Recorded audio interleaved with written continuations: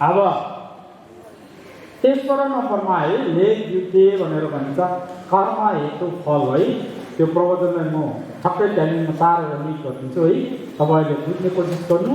यसले नै पूर्व अभ्यास मण्डको फर्स्टको अभ्यास क्लियर हुन्छ यो प्रवचनबाट है, राम्रो तपाईँले सुनिदियो भने। दोस्रोमा लेख युद्धे कर्म हेतु फलमा चाहिँ सूत्रबाट भगवद्गीताले के भन्नुभएको छ भने लेले चित्ते नफोके लुइना हिसोकी ले भनेर भन्नुभएको छ है। जस्तै हामी यहाँसम्म आउने त्यतिकै हामी टुक्क त आइपुगेको होइनन् है। के कसरी आएको रहेछ भने कर्मको फलले गर्दा आएको रहेछ। पहिला उदाहरणको लागि हाम्रो एउटै घरमा धेरै परिवार छ। अब सबै परिवारलाई बराबर है, बराबर सम्मान गर्छ घर परिवारले। कुनै यहाँ ध्यान साधना गर्न आउनु पाउने, कुनै नपाउने एउटै गरिब परिवार छ। किन त भन्दाखेरि लिएर गरेको कर्म रहेछ है। पहिले आफूले राम्रो जे राम्रो कर्म गरेको छ त्यो कर्म अनुरूप नै अहिले हामी यो ठाउँमा आएर बजार गुरु जप गर्ने, साधना गर्न पाउने के रहेछ त यो सबैले पहिला हामीले राम्रो कर्म गरेको रहेछ भने हामी प्रष्ट हुनु है। त्यस्तै गरी नामा घाम धाँदै बिलले चिमा घाम धाँदै लेला के भनेर पनि भन्नुभएको छ है। पहिलाको जुनीमा हामीले के कर्म गरेको छ है, छेड पढेको छ कि छैन भने यही जुनीले प्रश्न हुन्छ है। तपाईँहरू भित्रमा कति छेड पर्दाखेरि लामा अक्षर पर्दाखेरि कतिले छिटै दिन्छ, कतिले 1 महिना पनि कामै हुन्छ। किन मान्छे भने है, कतिले 1 महिना सिकाउँदाखेरि खाएको खाने, अझै 1 महिनापछि त त्यो के हो भन्दा ताहा पनि भुलिसकेको हुन्छ है। किन भुलेर भन्दाखेरि पहिला आफूले लामा अक्षर देखिँदै छैन पहिलाको जुनीमा है। अनि जो जसले कुनै चाहिँ कस्तो हुन्छ अब का भन्ने एकैचोटि का टिपिसकेको हुन्छ, खा भन्ने खा टिपिसकेको हुन्छ। किन भन्दाखेरि पहिलाको जुनीले उसले लामको 6 अक्षर उसले के न के उसले पढेको हुनुपर्छ है। त्यो हुनु लेले त्यसरी आउँछ, कर्म चाहिँ त्यसरी आउँछ है। पहिलाको जुनीमा आफूले राम्रो कर्म गरेको छ, राम्रो लेख लिएको छ भने चाहिँ त्यहाँदेखि यो जुनीमा उसले एकदमै अक्षर पनि छिटो पढ्न सक्ने, त्यहाँदेखि भगवानको ध्यान साधना गर्दा पनि भगवान पनि छिटो चिन्न सक्ने है। त्यहाँदेखि ध्यानमा पनि छिटो लिन हुन सक्ने, त्यहाँदेखि मलम पाठ गर्दाखेरि पनि छिटो चिन्न सक्ने कारणहरू के हो? पहिला आफूले गरेको कर्मस्वरूप आएको कारणले गर्दै त्यो भाग है, त्यो आफूमा प्रष्ट हुनुहोस् है 1 नम्बरमा। दोस्रो नम्बरमा फेरि आफू चाहिँ त्यसमै ढुक्क नहुनु। फेरि मलाई त सबै आउँछ भने फेरि ढुक्क भयो भने अर्को जुनी फेरि लिएर अर्को अहिले नै भनिन्छ मरेन अनि के भनिसक्यो नि, अर्को जन्म फेरि लिनुपर्ने हुन्छ। यो शरीरलाई त्यागेर फेरि आफ्नो चित्त अर्को शरीरमा प्रवेश गर्नुपर्ने हुन्छ है। यो अवस्थामा चाहिँ कुन चाहिँ बोकेर जाने भन्दाखेरि अहिले जुन कर्म गरेको छ आफूले है, अब बजार गुरु जप गरेको कर्म गरेको छ कि है, न्युम्ने बसेको कर्म गरेको छ कि, त्यहाँदेखि छोर्तेनी कोरा गरेको कर्म गरेको छ कि, घरमै ध्यान बसेको कर्म गरेको छ कि, अनि फेरि छोपा गरेको कर्म गरेको छ कि, छ्यामकुम गरेको कर्म गरेको छ कि, त्यो सबै कर्म चाहिँ अर्को जुनीमा लिएर जाने है। त्यो हुँदाखेरि चाहिँ ले पहिलाको जुनीमा आफूले राम्रो गरेको छ भने यो जुनीमा आफूले प्राप्त गर्ने हो, यो जुनीमा राम्रो गरेको छ भने अर्को जुनीमा पाउने हो है। त्यो हुँदाखेरि चाहिँ हामी ले चाहिँ त्यसरी लिने हो। जस्तै हामीले त्यसमा चाहिँ यो ये निगे लुङमध्ये ले भनेर 3 भागमा बाँडेको छ है। येवैले निगेवैले लुङमध्ये ले भनेर 3 भागमा विभाजन गरेको छ है। येवैले भन्दाखेरि चाहिँ धार्मिक कार्य है, पुण्यको कार्य। निगेवैले भनेको पापको कार्य फेरि। त्यहाँदेखि लुङमध्ये ले भनेको कुनै पनि होइन। जस्तै होटेलतिर गएर खाना खाएर बस्ने है, गफ गरेर बस्ने, त्यहाँदेखि घुम्न जाने लुङमध्ये भन्छ। के पनि होइन त्यो है, पाप पनि होइन पाप पनि होइन, बिचमा त्यहाँ चाहिँ समयको नष्ट हुनेले है कर्मको चाहिँ। त्यो हुँदाखेरि चाहिँ घिउैले गऱ्यो भने हामीले त्यसको फल पुण्य नै पाउने हो है। मकै रोप्यो भने मकैको बोट मकै नै फल्छन् है, धान फल्छ फल्दैन है। त्यसै गरी हामीले माला राम्रो जप गरेर पुण्य गरेको छ भने त्यसको फल हामीलाई धर्मै पाउने हो है। त्यहाँनिर हामी एकदमै सिलमा बस्नुभयो भने त्यसको फल के रहेछ भने त्यसले चाहिँ सिलले चाहिँ हामी आफ्नो जीवनमा एकदमै फुर्तिलो है, सबैको त्यो मन पढ्ने चाहिँ कति मान्छेले सबैले मन पर्छन्। किनभने पहिला सुनि उसले सिल पालन राम्रो गरेको हुनुपर्छ है। अनि कुनै मान्छे एकदमै बस्न मात्र नहुन्छ, किन भन्दाखेरि चाहिँ पहिला सुनि उसले सिल पालन गरेको हुनुपर्छ है। त्यस्तो कर्महरू चाहिँ हामी अर्को दुनियाँमा चाहिँ बोकेर जाने, त्यसलाई नै हामी दे भनेर भनिन्छ। त्यसमा चाहिँ हामीले एकदमै विश्वास लिनुपर्ने हुन्छ है। जस्तै धान रोपेर मकै फल्दैन है, मकै रोपेर धान फल्दैन है। त्यहाँदेखि जुनको बिरुवा रोप्छ त्यही फल फल्छ है। त्यो हुँदाखेरि चाहिँ हामीले राम्रो पुण्यको फल रोप्यो है, बिरुवा रोप्यो भने अर्को दुनियाँमा त्यसको फल चाहिँ हामी मिठो फल चाहिँ लिन पाउँछ है।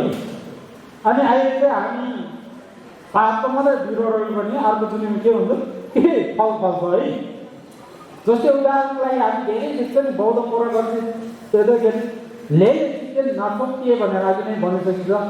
कतिको होइन खुट्टा नै आदि भाग हो, कतिको हात नै आदि भाग। किन पहिला त्यस्तै फल त्यस्तै कर्म ल्याएर आयो है, त्यत्तिकै उम्रेर आएको होइन है। त्यो हुँदाखेरि चाहिँ पहिला उसले उस्तै कर्म गरेको छ, त्यो कर्म स्वरूप चाहिँ उसले त्यो फल चाहिँ भोग्नु पर्ने हुन्छ। एक दिन त्यो फल भोग्नै पर्ने हुन्छ है। कति मान्छे गरिब भयो हिँडेको छ, मागेर खानामा पनि धप्धौ भयो। किन भन्दाखेरि पहिला उसले दान गरेकै छैन है। के गरेको छ, दान नगरेर मान्छेको पैसा चोरेको छ है। चोरेर हिँडेपछि त्यसको फल त भोग्नै पर्ने हुन्छ, एक दिन भोग्नै पर्ने हुन्छ। भोग्नु पर्दाखेरि चाहिँ अनि मागेर हिँड्नुपर्ने सधैँ है। त्यो हुँदाखेरि चाहिँ लेखले भनेको के हो है, कर्म हेतु फल। जुन हामीले कर्म गऱ्यो त्यही हामीले चाहिँ फल प्राप्त गर्नेलाई चाहिँ हामीले लेखिँदै भने चाहिँ तेस्रो नम्बरमा चाहिँ हामीले एकदमै लेखिँदैको ध्यान साधना गर्दाखेरि चाहिँ ओहो गुरुहरूले भनेको चाहिँ भगवान्ले पनि भनेको रहेछ त, जस्तो चाहिँ फल रोप्छ त्यस जस्तो बिरुवा रोप्छ उस्तै फल फल्छन् भनेर भन्नुभएको रहेछ त भनेर हामीले राम्रो फल रोप्ने है। जस्तै लुइकी गेवा, सुनमाटी गेवा होइन, हिँडी गेवा शरीरबाट राम्रो है पुण्यको काम गर्ने, त्यहाँदेखि मनबाट राम्रो पुण्यको काम गर्ने, वचनबाट राम्रो पुण्यको काम गर्ने है। त्यस्तो राम्रो पुण्य काम गर्ने फल पनि हामीलाई त्यस्तै राम्रो फल चाहिँ प्राप्त हुन्छ। त्यो हुँदाखेरि चाहिँ दोस्रो निकेवै ले भनेर भनिन्छ होइन। नराम्रो कर्म चाहिँ हामी नगर्ने, नराम्रो कर्म चाहिँ म त्याग्छु। यति नराम्रो कर्म गरेँ भने त्यो फलस्वरूप मैले नराम्रो नै बोक्नु पर्ने रहेछ, मलाई पछि नराम्रै हुने रहेछ। अहिले त मलाई नराम्रो हुँदैनन् है, मकै रोप्ने फेरि फल्दैन नि त्यहाँ है। त्यो हुँदाखेरि पछि फल्छन् है। त्यो हुँदाखेरि अहिले तत्कालै भने के हुँदैन, पछि गएर चाहिँ मैले त्यो फल भोग्नु पर्ने रहेछ है भनेर चाहिँ त्यो भावना लिएर चाहिँ हामी लेखिँदै भनेर भन्छ। कर्म हेतु फललाई चाहिँ हामीले स्मरण गरेर ध्यान तपस्या चाहिँ गर्नुभएको। तेस्रो नम्बरमा चाहिँ ओहो मैले राम्रै फल बोकेर हिँड्नुपर्ने रहेछ है भनेर चाहिँ सबैले सधैँ बिहान उठ्ने बित्तिकै ओहो आज दिनभरि चाहिँ म राम्रै फल भोग्छु है, नराम्रो पापको फल चाहिँ म भोग्दैन भनेर त्यो मनमा चाहिँ सम्झिनु भयो भने, बिहानै सम्झिनु भने सबैले दिनभरिमा राम्रै काम गर्नुहुन्छ है। त्यो चाहिँ बिहान अनुसरण गर्ने। त्यो हुँदाखेरि चाहिँ अनि के अरे नागार्जुनले पनि भन्नुभएको छ, फेरि नेपालीमा बुझ्नको लागि नागार्जुनले के भन्नुभएको छ भने ढिक्रेलेन चेपा गाया धेर मैला सोची विजयले श्रेय देला भन्न धिक्पाई लेखिदिएको घाउमा मुन्सुम जोरो भन्नु। जति पनि हामीले पाप गरेको छ भने त्यो पापको फल चाहिँ एक दिन न एक दिन आफू प्रत्यक्ष आँखाले देख्न सकिन्छ है भनेर भन्छ है। हामीले सनातन कहिले कहिले पाप दूरीबाट करायो भन्छन् है, नेपालीमा त्यो उखान पनि छन् है, त्यो पाप दूरीबाट करायो भन्छन् है। किनभने उसले पाप गरेको त्यो फल त भोग्नुपर्ने हुन्छ है।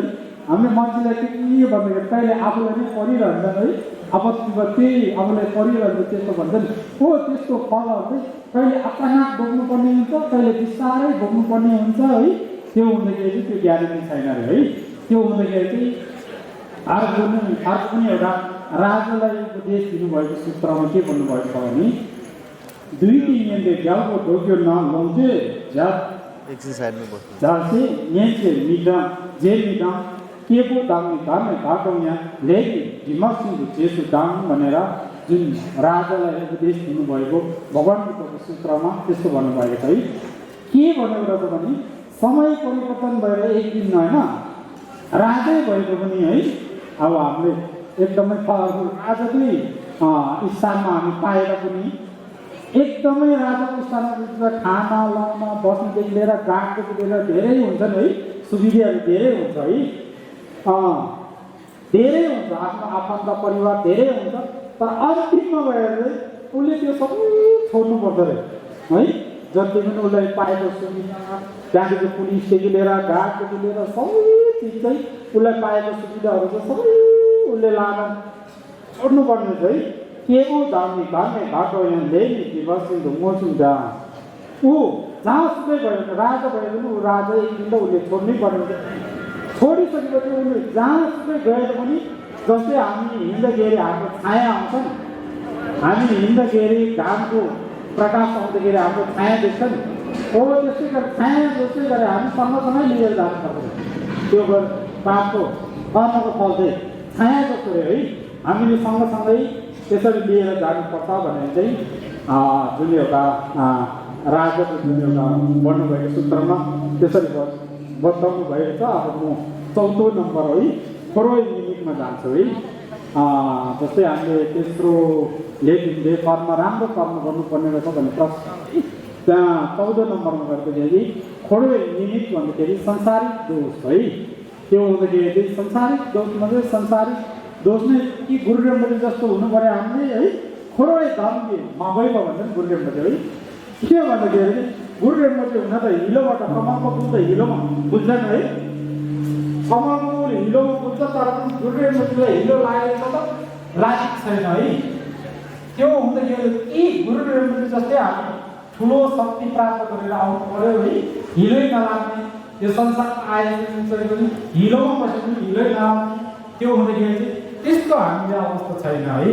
त्यो हुँदाखेरि चाहिँ हामी यो संसारिक आएपछि संसारमा के गर्नुभएको छ थोरो हकत इच्छा जम्दा देवानमा निर्मानिस यो संसार चाहिँ शिवको टुप्पो जति मात्रै छ है। संसार शिवको टुप्पो जतिको संसारमा चाहिँ कहिले सुख शान्ति छैन अरे संसारमा। किन छैन भन्दाखेरि ताक्ने जग्गा हेर्नुहोस् त हामीलाई सुख शान्ति छ त छैन है। हामी बिहान यहाँ आउँदाखेरि पानी पर्छ एकदमै तनाव है, हिलो पर्छ एकदमै तनाव, भित्र प्रवेश हुन्छ बजारको जब पर्दाखेरि कहिले निन्द्रा लाग्छ, कहिले अल्छी लाग्छ है, कहिले मन कहाँ डुल्न पुग्छ है, कहिले आफ्नो गाउँघरतिर डुल्छ, कहिले फलाना साथीहरूसँग आफ्नो मन डुल्छ। शान्ति रहेछ त देवा रहेछ त छिक तपाईँ एकछिन सोध्नुहोस् त शान्ति छ छैन। कहिले घाँट दुख्छ है, पिछाडी दुख्छ है, कहिले कम्पर दुख्छ, कहिले खुट्टा दुख्छ है, कहिले हात दुख्छ है, अनि कहिले कान दुख्छ है। हेर्नुहोस् एकछिन हामी केलाएर हेऱ्यो भने दुःखै दुःख। त्यो हुँदाखेरि यो संसार के रहेछ दुःखै दुःख पर्छ। हामी यहाँ दुःख संसारमा बसेर उचित हुने रहेछ त नहुने रहेछ है। त्यो हुँदाखेरि चाहिँ यो संसार दुःखै दुःख रहेछ। त्यो हुँदाखेरि चाहिँ यो दुःखको संसारलाई चाहिँ हामी एकदमै राम्रो कर्म गरेर एकदमै पुण्यको कर्म गरेर चाहिँ हामी यो दुःखको संसारलाई चाहिँ हामी त्याग्नु पर्ने रहेछ भनेर चाहिँ आफ्नो मनमा त्यो भावना लिनुभयो भने अवश्य पनि आफूले संसार देखिसक्नुहुन्छ है। त्यो हुँदाखेरि चाहिँ मैले व्याख्या गरिरहनु पर्यो, संसारको व्याख्या गर्नुपर्ने त धेरै छ, तर पनि छोटो पारेर व्याख्या गर्नु सक्दाखेरि चाहिँ यो दुःखै दुःखको संसार रहेछ। त्यो हुँदाखेरि चाहिँ एकदमै बिहान उठ्नेदेखि नै दुःख, खानेमा दुःख है, खाना पिउन नहुनेको दुःख है, नुन नलाग्नेको दुःख है, ध्यान अमिलो हुनेको दुःख हेर्छ, खानामै दुःख कुरो छ है अनि हिन्दीमा त पुरै छोड्दियो है त्यो हुँदै यो चाहिँ खर्वा संसार चाहिँ यस्तो दुःखै दुःख रहेछ आफूले यस्तो दुःखको संसारमा पनि यो दुःखबाट मुक्ति हुनेको उपाय भगवान् बुद्धले देखाउनु भएको बाटोमा चाहिँ म राम्ररी हिँड्छु भनेर चाहिँ मनमा त्यो भावना चाहिँ एकदमै गरिराख्नु पर्ने हुन्छ है त्यो हुँदाखेरि चाहिँ अन्तिममा तपाईँहरूले छोटो कारण बुझ्नु पर्दाखेरि दक्षिण युवा कवा होइन दुर्लभ मानव चोला पनि पाएको छु एक नम्बरमा है दोस्रोमा छेउ भित्र मरण अन्त्यहरू चाहिँ एक दिन त मर्नै पर्ने रहेछ भनेर त्यो ध्यान गर्नुहोस् तेस्रोमा लेख मैले जुन जे कर्म गरेर मैले राम्रै कर्म गरेर जानुपर्ने रहेछ भनेर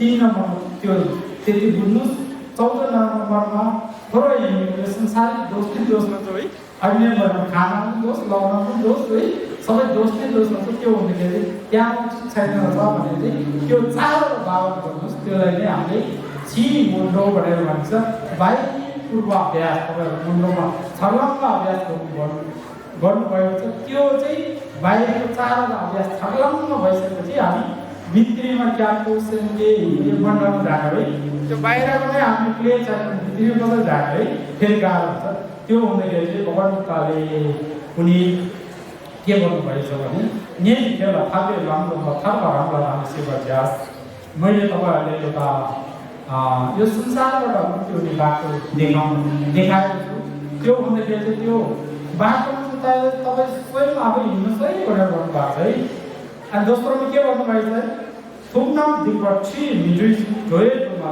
छ्याप मिसेवा निको पश्याम कोमिदे छेमी दे मते मदवास्यास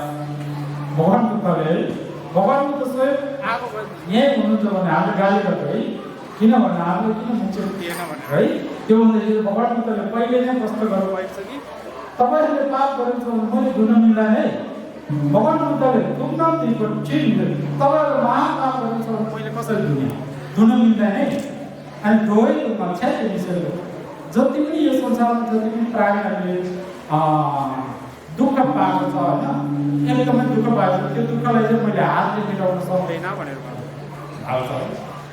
त्यो भन्दाखेरि चाहिँ निको पश्चात विमुक्ति जस्तै मैले राम्रो पुण्य गरेको छ भने उहाँलाई चाहिँ मैले दिन मिल्दैन है भनेको छ है त्यो भन्दाखेरि चाहिँ छेमी देवभक्तिमा डोल्नु जो जसले स्वयं आफूले नै ध्यान साधना राम्रो होइन ध्यान साधना जपहरू गर्नुभएको छ त्यो आफू स्वयं चाहिँ आफूले मोक्ष प्राप्त हुन्छ है भनेर भगवान् बुद्ध भगवान्ले त्यस्तो भन्नुभएको छ त्यो हुँदाखेरि चाहिँ स्वयं आफूले चाहिँ मोक्ष प्राप्त हुने काम गर्ने हो है त्यो हुँदाखेरि चाहिँ त्यसरी दिन मिल्दैन भनेर भन्नुभएको छ है त्यति आफूले बुझिदिनु होला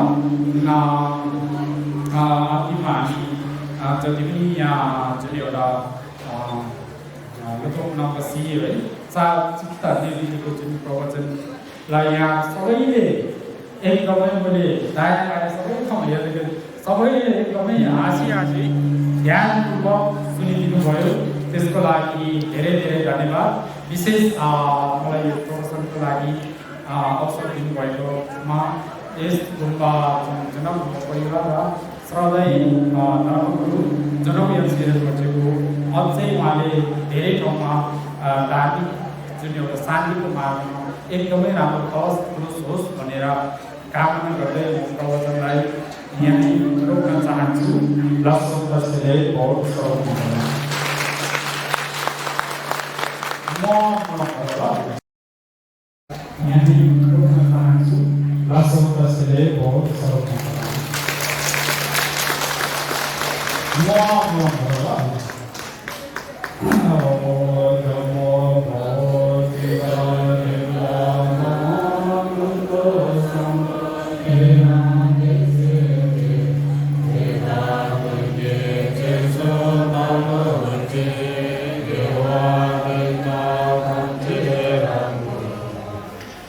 Song,